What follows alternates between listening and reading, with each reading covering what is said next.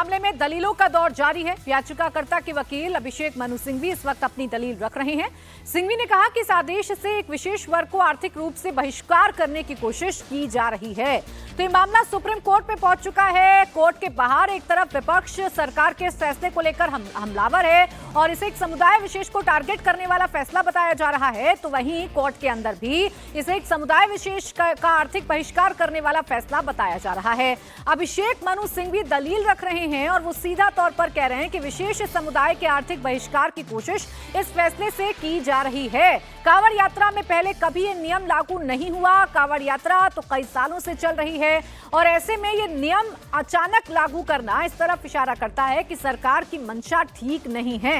आपको बता दें कि उत्तर प्रदेश में ये आदेश लागू होने के साथ ही कांवड़ रूट में पड़ने वाली जितनी भी दुकानें हैं, हालांकि अब इसे पूरे प्रदेश में लागू कर दिया गया है। यह अनिवार्य है कि आपकी दुकान पर आज जितने भी ढाबे हैं, आपके होटल्स हैं, आपको अपना असली नाम लिखना होगा, संचालक का नाम लिखना होगा और ये कार्रवाई लगातार उत्तर प्रदेश में जारी है। कई बड़े बड़े ढाबे, कई बड़े बड़े रेस्टोरेंट जिनके नाम बदल चुके हैं, जिनके नाम के आगे संचालक के नाम लिखे जा चुके हैं और इसी पर बहस ये छिड़ी हुई है कि धर्म विशेष को यानी कि मुस्लिम समुदाय को टारगेट करने के लिए ऐसा फैसला सरकार की तरफ से लागू किया गया है।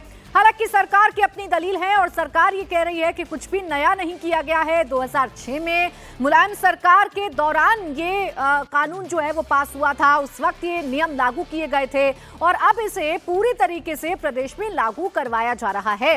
हालांकि एक ऐसा फैसला है जिस पर एनडीए में ही दो फाड़ होते हुए नजर आए। एक तरफ विपक्ष है जो सरकार पर हमलावर है, तो एनडीए के साथी भी सरकार के इस फैसले के साथ खड़े हुए नजर नहीं आ रहे हैं।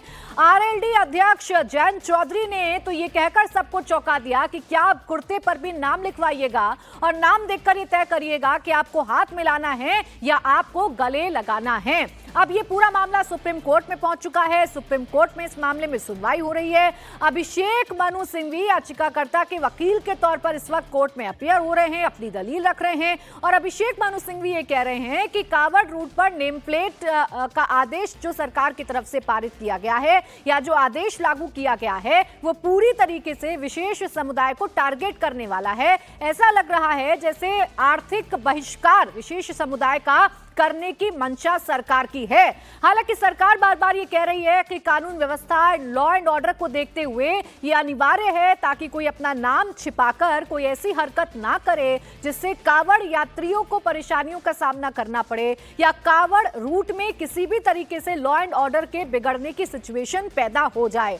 तो तर्क वितर्क लगातार जारी हैं, लगातार एक दूसरे पर आरोप प्रत्यारोप जारी हैं। एक तरफ जहां पूरी तरीके से हंगामा बरपा हुआ है, इस मामले को सदन में उठाने की तैयारी विपक्ष की तरफ से की जा रही है, तो ये मामला अब कोर्ट में भी पहुंच चुका है।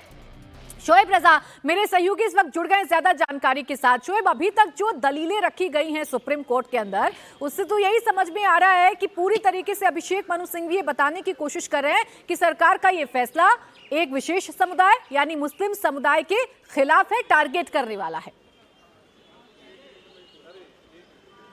हाँ बिल्कुल, देखिए वो तमाम जो दलीलें हैं अभिषेक मनु सिंघवी की तरफ से सुप्रीम कोर्ट में कुछ इसी तरह की रखी जा रही है। उनकी तरफ से कहा गया कि स्वैच्छिक शब्द का इस्तेमाल किया गया कि खुद अपनी इच्छा से जो दुकानदार है वो बोर्ड लगाए। उनकी तरफ से ये भी दलील दी गई सुप्रीम कोर्ट में कि जो सिर्फ होटल तक ये सीमित नहीं है बल्कि रेडी पटरी वाले उनका आर्थिक बहिष्कार करने जैसे जो शब्द है वो इस्तेमाल किया गया उनकी तरफ से कि उसकी कोशिश की जा रही है।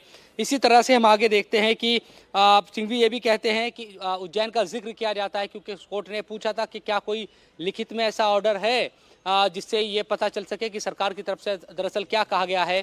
तो उनकी तरफ से ये दलील दी गई थी पहले कि उत्तर प्रदेश में तो अनौपचारिक तौर पर ही इसको फोर्सफुली लागू कराया गया है। उज्जैन का बाद में जिक्र किया गया कि वहाँ पर मेयर की तरफ से इस तरह से 5,000 रुपये के चालान की बात की गई है।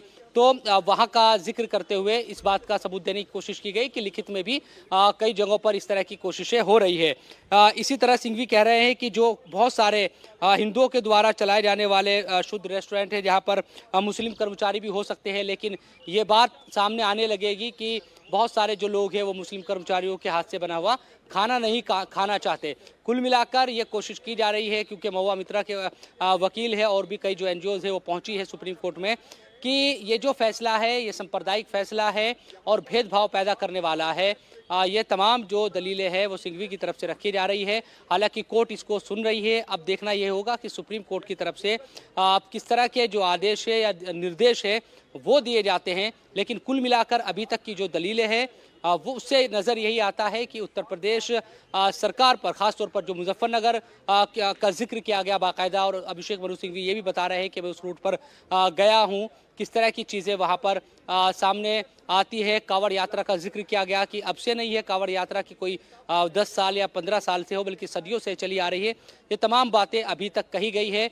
अब इंतज़ार हो रहा है कि देश की सबसे बड़ी अदालत का रुख इस मसले पर क्या रहता है, किस तरह के दिशा निर्देश रहने वाले हैं। क्योंकि जब से ये मामला सामने आया है, राजनीतिक तौर पर तो हम देख ही रहे हैं कि बाहर बयानबाजी हो रही है, हर कोई एक दूसरे को घेरने की कोशिश कर रहा है जो राजनीतिक पार्टी है।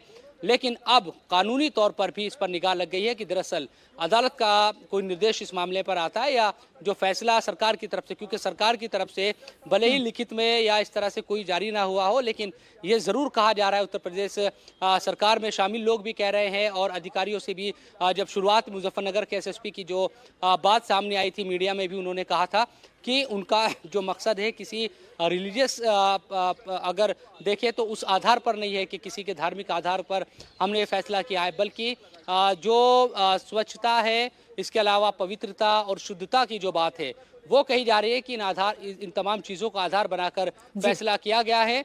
और ये किसी एक विशेष वर्ग के लिए नहीं है, बल्कि सबको अपना जो नाम है वो इसमें लिखना पड़ेगा, और वही तमाम चीज़ें वहाँ पर नजर आ रही है। तो कोर्ट में सुनवाई लगातार इस वक्त भी जारी है। अब कोर्ट में क्या होगा शोएब, ये जरूर देखने वाली बात है। ये फैसला जो सरकार की तरफ से लागू करवा दिया गया है पूरे उत्तर प्रदेश में, ये फैसला पलटेगा या नाम बताना जरूरी रहेगा उत्तर प्रदेश में, ये देखना अब वाकई दिलचस्प होगा। क्योंकि अभिषेक मनु सिंघवी तो यही बता रहे हैं कि सब कुछ एक समुदाय विशेष को टारगेट करने के लिए किया गया है।